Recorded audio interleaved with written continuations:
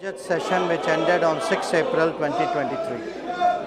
The period witnessed several crucial high-level diplomatic engagements, including interactions of the Honorable President, the Honorable Vice President, and the Honorable Prime Minister with foreign counterparts in India and abroad. I myself visited a number of nations, as did our ministers of state. And we received many of our foreign colleagues here in India. Through these efforts at multiple levels, we were able to advance our national objectives and interests in a volatile and uncertain world.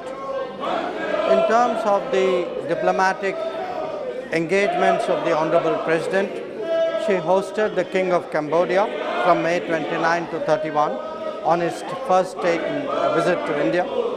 This marked the celebrations of the 70th anniversary of the establishment of diplomatic relations between India and Cambodia. Honorable President was the chief guest of the celebrations commemorating the 150 years of arrival of Indians in Suriname in Latin America in June. She was conferred Suriname's highest distinction, the Grand Order of the Chain of the Yellow Star.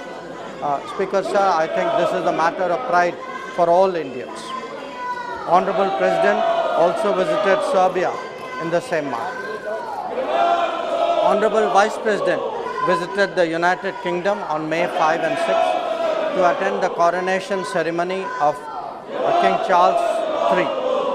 He interacted with various leaders, including the presidents of Germany, of Israel and Brazil. He also met Indian students and diaspora members.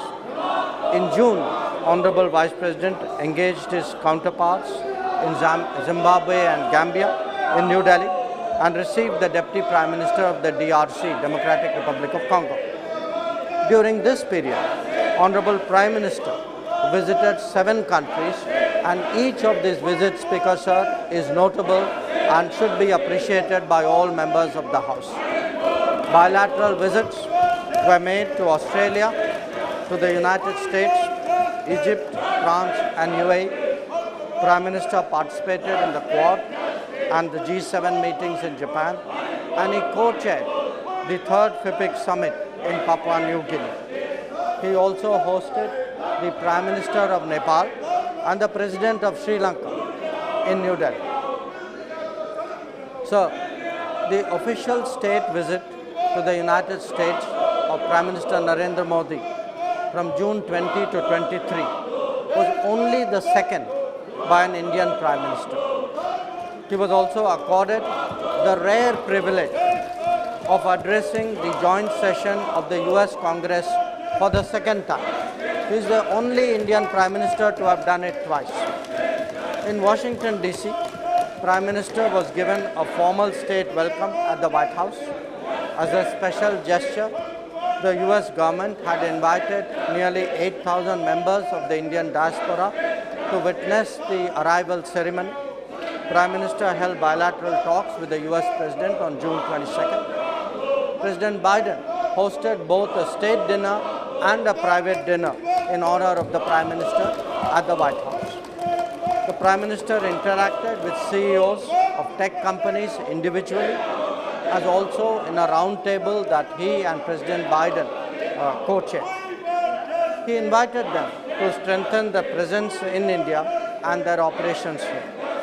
Prime Minister addressed young entrepreneurs and participated in a skill and innovation meeting along with the First Lady, Dr. Jill Biden. So, this was truly a path-breaking visit, and I would like to highlight the key outcomes which are reflected in the joint statement. They are: 1. Both sides agreed to augment technology cooperation, especially through the initiative for critical and emerging technologies, which focus on artificial intelligence, semiconductors, space, quantum and telecom.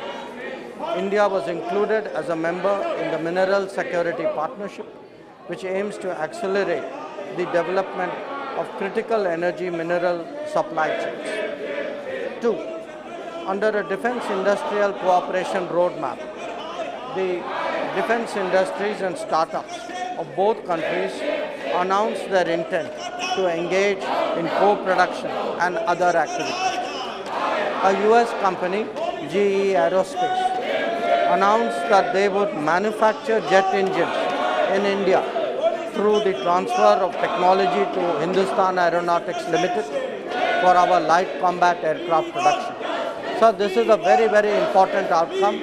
It has been our effort as a country to try to get engine manufacturing for the last 40 years. So to get this during this visit is truly something which the country should appreciate. 3. The Indian Space Research Organization, ISRO, signed the Artemis Accords with NASA, the US National Aeronautics and Space Administration, for cooperation in civil exploration of outer space for peaceful purposes. NASA and ISRO announced that they would cooperate in human space flight and launch a joint effort to the International Space Station in 2020. 4.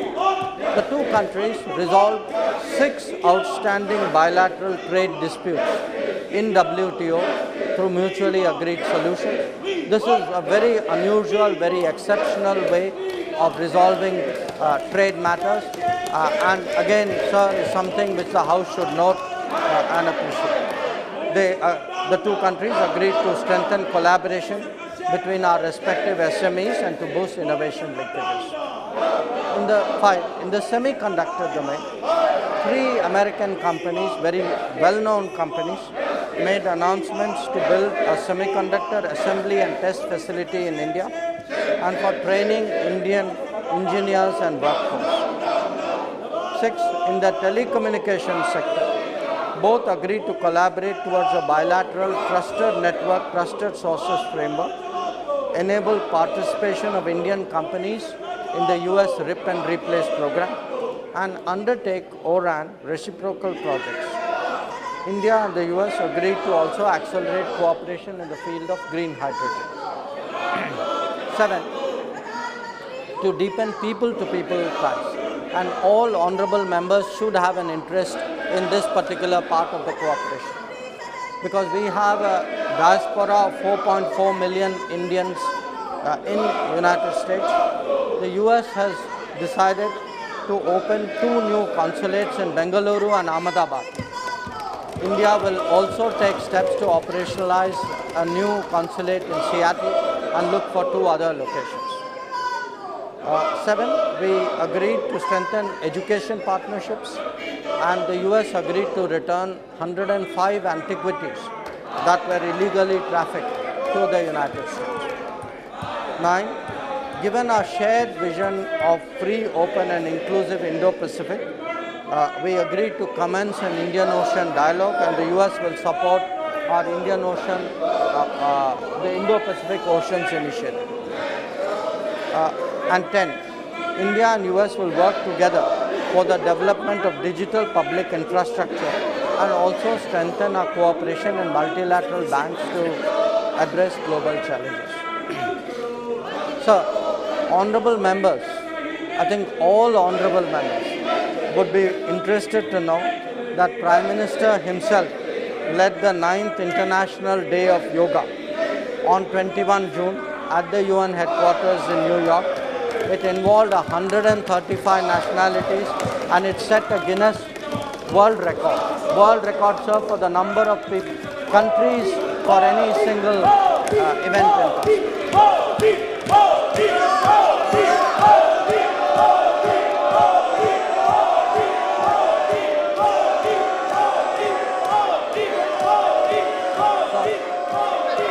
मंत्री जी बोल रहे हैं।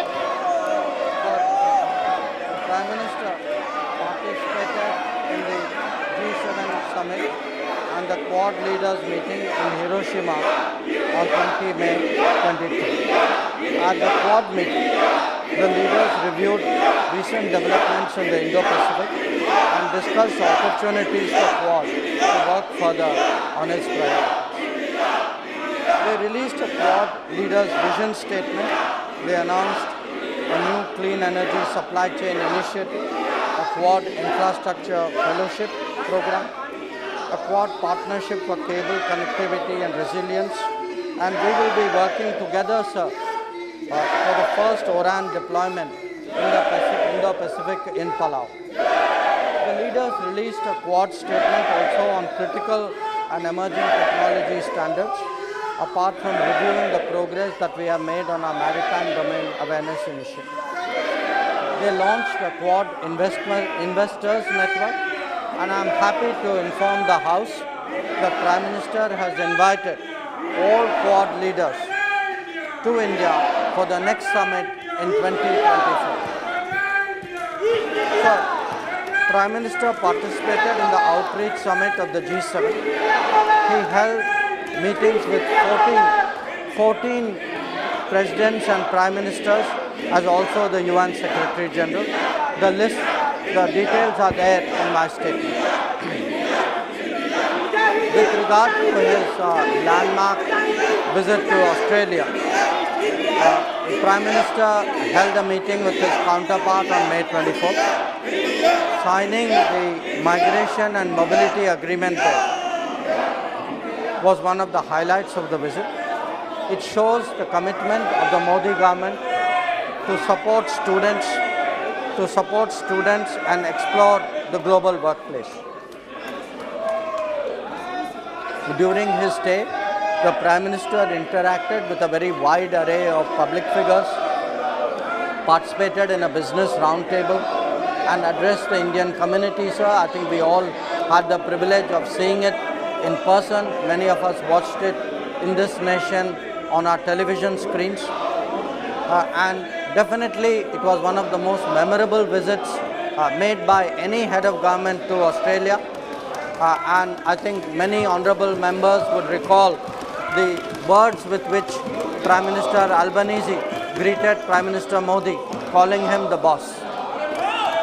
So I wish to also add that during the visit, Prime Minister announced our intention to establish a new consulate in Brisbane, and this is something which we will be doing for the benefit of Indians abroad as well as for NRIs very, very soon.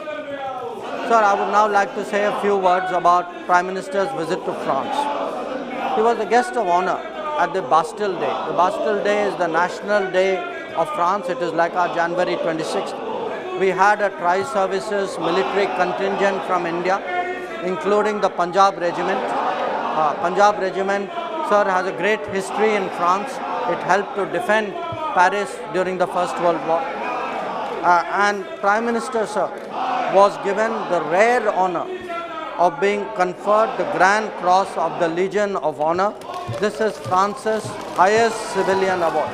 And Prime Minister Narendra Modi was the recipient of this award. He held meetings with the President, the Prime Minister, the heads of the two chambers of the Parliament, with CEOs of Indian and French companies, and we announced the setting up of a new consulate in Marseille. We also released, sir, a vision document about our strategic partnership that goes on till 2047. On his way back, Prime Minister visited the United Arab Emirates. In Abu Dhabi, he held talks with Sheikh Mohammed, the President of the UAE, and it resulted in three very important outcomes: the trade settlement in our national currencies, the interlinking of payments of central banks, and the establishment of a campus of IIT Delhi in Abu Dhabi. Prime Minister received the President-designate of COP28 because we will have a very notable role to play at that gathering. A month before this visit, sir, Honorable PM paid a state visit to Egypt. It was the first bilateral visit by an Indian Prime Minister in 26 years. He held talks with the President of Egypt, and we elevated our ties to a strategic partnership. We signed agreements in agriculture, in preservation of monuments, archaeological sites, in competition laws. We announced direct flights between Delhi and Cairo, and a center of excellence of IT in Cairo.